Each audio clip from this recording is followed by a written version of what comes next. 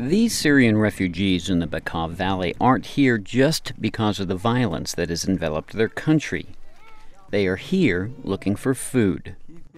Because of the crisis, the conflict, people have to move. They have to find food. And when they can't find food, they're going to go wherever they can get it.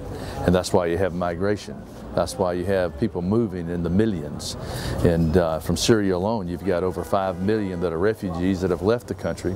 You have another 6 million, give or take, that are internally displaced. They've moved from their primary home, and they don't want to do that, but they've got to go where there's safety and when there's food. A new study by the World Food Program puts numbers behind the notion that lack of food caused by conflict as well as drought is driving the movements of refugees. For every 1% increase in the amount of food insecurity, nearly 2% of a stressed community will leave in search of food. And every year of conflict inside a country compels 0.4% of any given population to flee. Eastern Africa, on the brink of massive famine, has seen years of both drought and conflict. In South Sudan alone, 2 million people have been driven from their homes in search of food. I see only problems and destruction.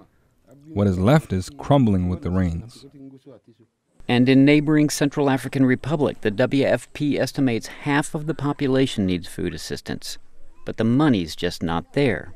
We're only 7% funded right now. There's an opportunity for the Central African Republic.